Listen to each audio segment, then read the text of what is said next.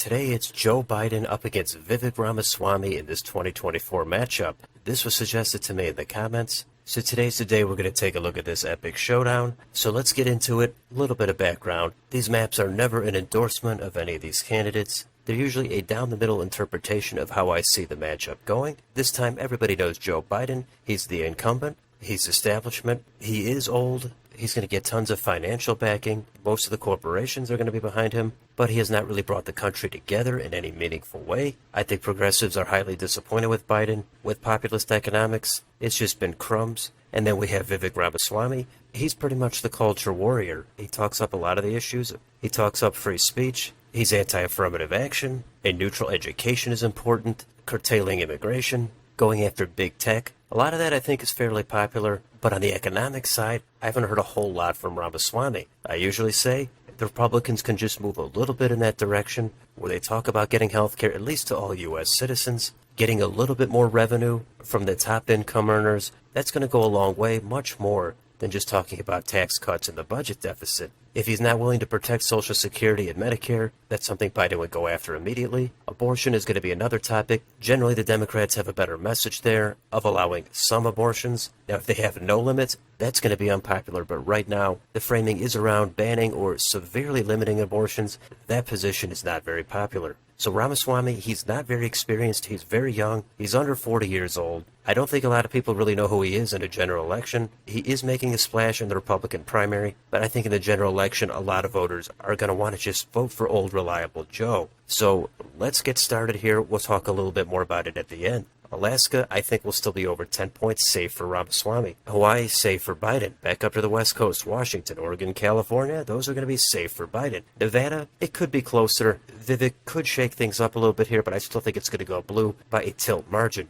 Idaho and Utah, safe for Ramaswamy. Arizona, that's much more friendly for the Democrats these days. I think that's going to be low single digits, leans for Biden. Montana, Wyoming, safe for Ramaswamy. Colorado, over 10 points, safe for Biden. New Mexico, likely for Biden. North and South Dakota, safe for Ramaswamy. Nebraska at large, that's going to go safe red. The 2nd District, that's going to be leans for Biden. Kansas, Oklahoma, safe for Ramaswamy. Texas, I think will be about 5 to 6 points, likely for Vivek Ramaswamy. Let's go up to Minnesota, probably over 5 points, likely for Biden. Iowa, probably over 5 points, likely for Ramaswamy. Missouri, Arkansas, Louisiana, those will be safe red states. Up to Wisconsin now, this is a tricky one. I think it's a crucial swing state. If you think Republicans cannot win here, just take a look at Ron Johnson winning it in the midterms. So I do think it would be close, under 1 point, but tilt for Biden. Illinois, safe for Biden. Michigan, leans for Biden. Indiana, safe for Ramaswamy. Kentucky, Tennessee, Mississippi, Alabama, safe for Ramaswamy. Down to Florida, this is a state where Ramaswamy, he could do better than I think. It's home to DeSantis and a lot of the cultural battles we see. DeSantis was reelected in a massive landslide. For president, though, I think it would be much closer. I have it at about 4.5 to 5 points, leans for Ramaswamy. Up to Georgia, I think the Atlanta suburbs would stick with Joe here. It's going to go leans for Biden. South Carolina, safe for Ramaswamy. North Carolina, I think that'll still be leans. At least 1 point for Ramaswamy. Now let's go up to Ohio. This is Vivek Ramaswamy's home state. It's easily going to go in his direction. I don't think it'll hit 10 points, but at least mid, probably high single digits for Ramaswamy. West Virginia, safe for Ramaswamy. Up to Maine at large, this will be likely for Biden. 1st District, safe for Biden. 2nd District, probably about 5 points, but I put it at likely for Ramaswamy. New Hampshire is going to be likely for Biden. Vermont, New York, Massachusetts, Connecticut, Rhode Island, New Jersey, Delaware, Maryland, and Washington, D.C., safe for Biden. Next state, Pennsylvania. That I think is going to go blue, but Ramaswamy is from nearby Ohio. Maybe the margin is very narrow. Even if it's only 1 point, I'm still going to say leans for Biden. Last state is Virginia. That's going to be likely for Biden. So the final total is 303 for Joe Biden, 235 for Vivek Ramaswamy. So I think Biden would win this, probably fairly comfortably. Now this is as of today. Now maybe a year from now, Ramaswamy really raises his national profile, his popularity surges, and he starts doing much better across the crucial swing states. That's a possibility, then I'd be happy to change some of these margins. But right now, I don't think the broad national appeal is there for Vivek Ramaswamy. I think the establishment backing for Joe Biden would be enough to drown out Ramaswamy. I think Vivek should really have run for a lower office first, maybe U.S. Senate, maybe in the U.S. House, who knows. But he's starting out at the very top. He's making a splash on cultural issues. Some of that is popular, certainly with the Trump base, and some of it even nationally. But I think the Republican field now is just so saturated that he's not really going to be able to stand out from the crowd, and that makes it hard to judge how he would do in a general election. Now, Biden is not invincible. He can be beaten, but Biden has all the experience. He's going to run hard on abortion, probably talk about January 6th. Vivek Ramaswamy, he would turn out the Trump base. Biden would not turn out the progressives, but starting out with such a high bar, trying to be elected president in your 30s, I just don't see it happening. Of course, if Biden had a massive scandal, if he had some serious health concerns, then it could be competitive. But it is really tough to say what Vivek's appeal would be in a lot of these states. He's banking a lot of it on cultural, on economics. I think people do want to hear about his health care plan. People are going to want to hear how he's going to make things more affordable, and there has to be more to it than tax cuts or reducing spending in Ukraine. I'm sure rhetoric around him being tough on China would help. I'm sure going after big tech is appealing, and more openness to free speech. But I also think he's proposed raising the voting age. Something like that is going to be unpopular nationally. There's just no way around it. Biden's incumbency, I think, is the thing that seals the deal for him, but I am assuming Ramaswamy is able to run a serious national campaign. I'm assuming he gets enough funding, although I would not expect the establishment to really come out and support him to the level he would need, so that's another thing to consider. But again, this is just a snapshot in time. Maybe I got it all wrong, and Ramaswamy ignites a lot of new voters, he gets more of the youth vote, and he's able to flip some key states. Maybe, but I'm just not seeing it happen. So there's a lot of different ways you could take this.